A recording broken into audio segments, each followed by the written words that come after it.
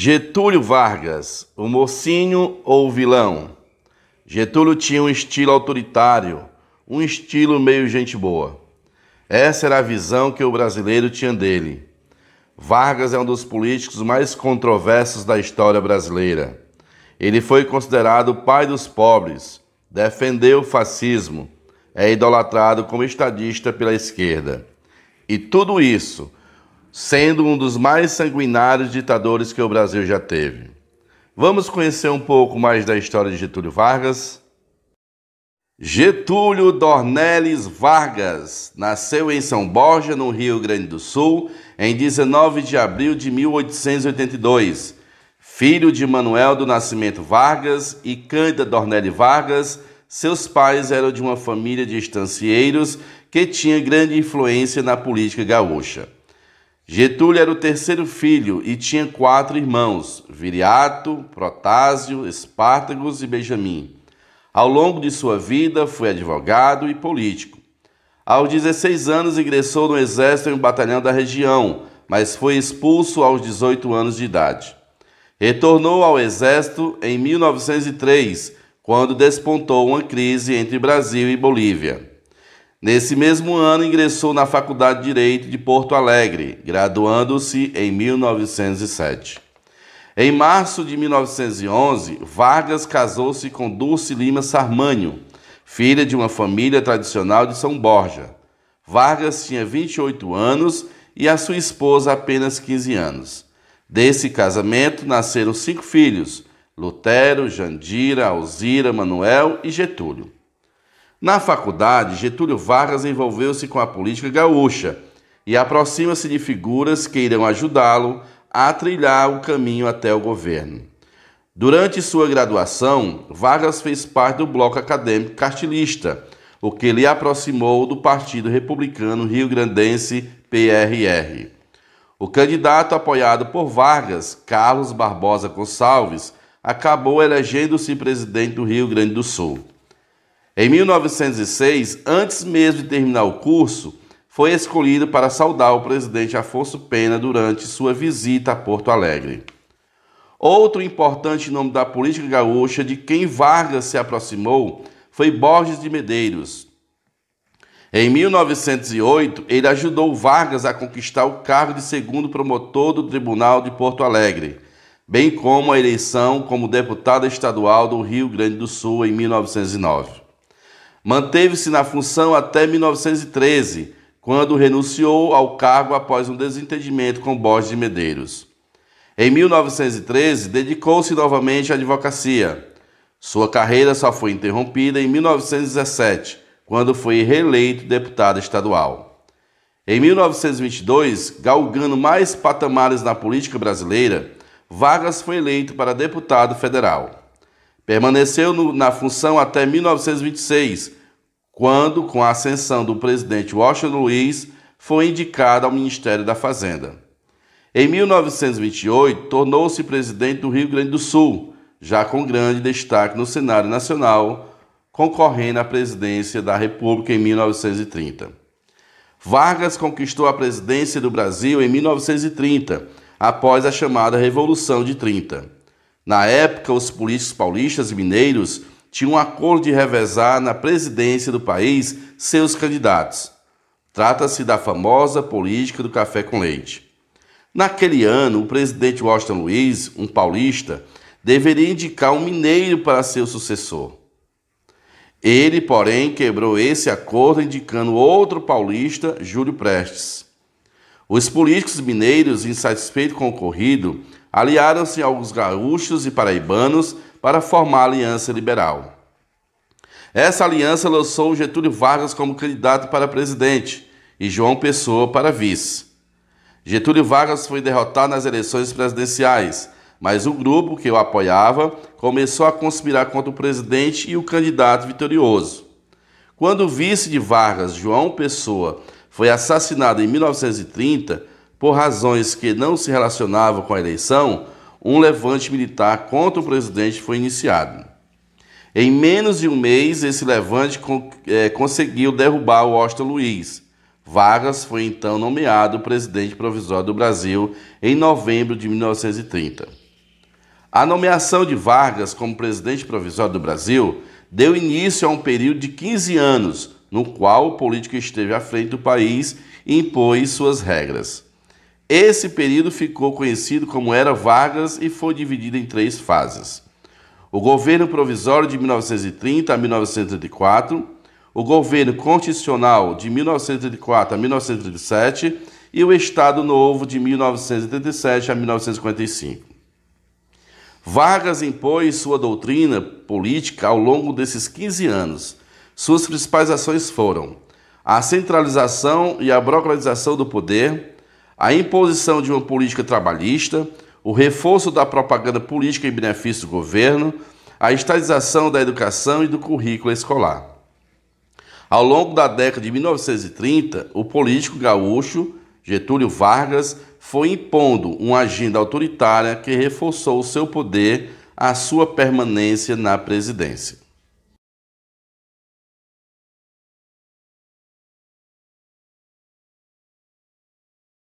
No seu governo provisório, que vai desde 1930 até 1934, houve aí uma série de medidas.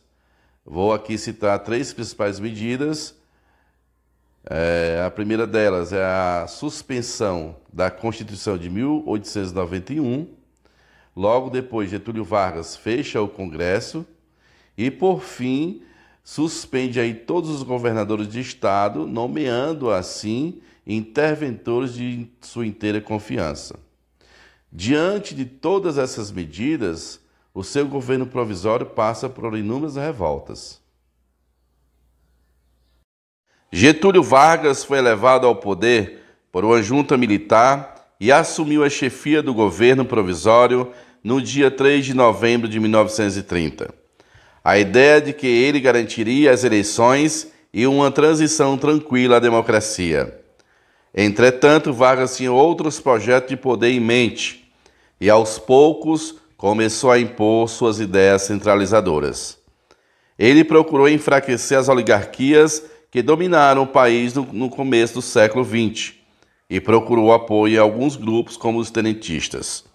As principais medidas de Vargas foram decretar a atribuição dos poderes executivo e legislativo para si, fechar o Congresso Nacional, fechar as assembleias estaduais, substituir governadores por interventores, criar o Ministério da Cultura e da Educação, tornar o ensino primário obrigatório, associar os sindicatos ao Estado e proibir os que não respeitassem suas ideias, reduzir de 15 para 11 o número de juízes do Supremo Tribunal Federal e postergar as eleições presidenciais.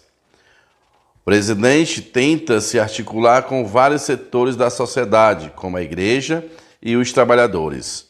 A inauguração do Cristo Redentor no Rio de Janeiro ocorreu em 12 de outubro de 1931 e foi um gesto em que Vargas estendeu a mão para a igreja. Ele também conquista o apoio das mulheres, aprovando em 1932 o voto feminino. Atende assim à demanda da boa parte dos trabalhadores, concedendo os primeiros direitos trabalhistas. São Paulo foi um dos únicos estados que se levantou contra a ditadura do governo provisório e promoveu a Revolução Constitucionalista de 1902. Ela fracassou após alguns meses de combate entre o governo federal e o estado de São Paulo. Mesmo assim, Vargas fez concessões, convocou eleições para uma constituinte. Uma nova Constituição foi promulgada em 1934, com Vargas articulando sua reeleição para mais 4 anos de governo por meio de uma eleição indireta. O governo constitucional de Vargas, que se inicia aí entre 1934 a 1937, ficou marcado pela realização da política nacional e pelas tentativas presidenciais de centralização do poder. Essa fase constitucional foi marcada por várias greves de operários, revoltas comunistas, combate de ideias de esquerda e a radicalização da política. No dia 16 de julho de 1934, foi promulgada a nova Constituição que aprovou a eleição indireta do presidente Vargas pela própria Constituinte. Em 17 de julho do mesmo ano, Vargas foi eleito presidente da República para um mandato de 4 anos. O governo constitucional foi marcado pela continuidade da política dominatória de Vargas, do trabalhismo e da intervenção do governo na economia. Em 1930, o cenário político internacional estava abalado com os novos governos totalitários. Esses modelos de governo chegaram em 1934 no Brasil e conturbaram o cenário político nacional. Os distúrbios políticos causados pela Ação Integralista Brasileira, AIB, de orientação fascista, e a Aliança Nacional Libertadora, ANL, de orientação comunista, foram a justificativa utilizada por Vargas para a imposição de ideias autoritárias.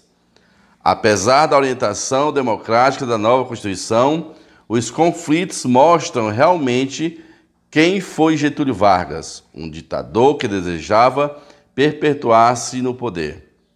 Em 1935, a ANL tentou aplicar no Brasil um golpe comunista. Vargas se aproveitou da situação e impôs o estado de sítio no Brasil, concentrando novamente os poderes em suas mãos. Vargas, outra vez, pavimentou o caminho para impor a sua sonhada agenda, suas sonhadas ideias autoritárias. Com o apoio dos integralistas e do Exército, Vargas divulgou na rádio oficial do governo, no programa Voz do Brasil, um suposto plano comunista que estava sendo articulado.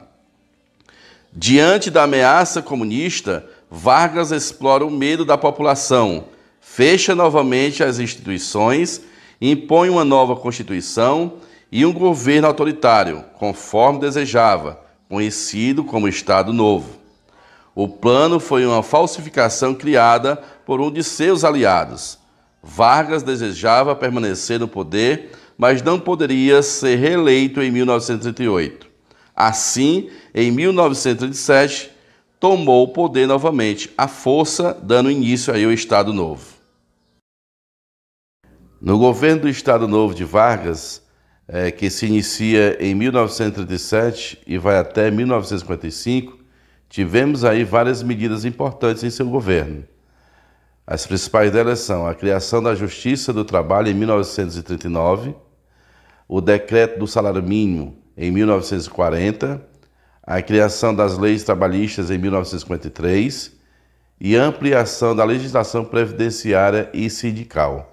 Essas foram as principais medidas de Getúlio Vargas no seu estado, no seu governo do Estado Novo. No dia 10 de novembro de 1937, foi dado o golpe que ficou conhecido como Estado Novo. Sob a ditadura, Vargas ordenou o fechamento da Câmara e do Senado, e no mesmo dia anunciou uma nova Constituição que trazia em seu conteúdo várias características fascistas. Com o Estado Novo, desapareceram as liberdades individuais e as garantias constitucionais. Muitos opositores foram presos, torturados e mortos pela polícia de Vargas, chefiada por Filinto Miller. Esse governo foi autoritário e teve elementos do fascismo que o inspiraram, cujas principais características são fortalecimento do poder executivo, valorização do nacionalismo e da unidade nacional, em detrimento dos símbolos regionais, a proibição dos partidos políticos, a criação do Departamento de Imprensa e Propaganda, DIP, a exaltação da figura do presidente, a perseguição da oposição com prisões, torturas e assassinatos, a criação da consolidação das leis trabalhistas, CLT, o investimento na indústria nacional, com a criação da Companhia Siderúrgica Nacional e a aproximação dos trabalhadores.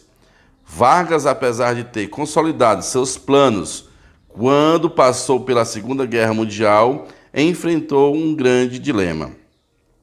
Em 1942, aliou-se aos países do Bloco dos Aliados, Estados Unidos, França, Inglaterra e União Soviética, contra o eixo Alemanha, Itália e Japão, à exceção do caso russo.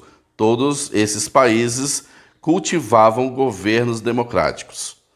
O exército brasileiro basicamente combatia na Europa governos semelhantes ao seu.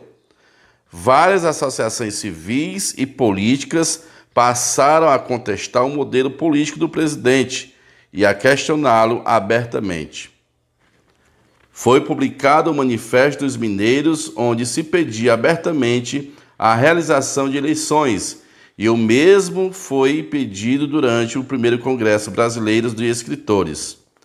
Diante desse quadro e de todo o desgaste de sua figura, Vargas promulgou o Código Eleitoral, que permitia a criação de partidos políticos e marca as eleições para presidente em 2 de dezembro de 1955.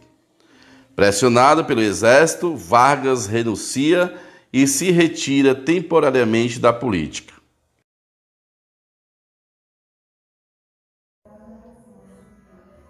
Se você gostou do vídeo, inscreva-se em meu canal, curta, comente, compartilhe, aperte o sininho para as notificações chegar até você. Canal Professor Zé Carlos Cobra. Um grande abraço a todos e até o próximo vídeo.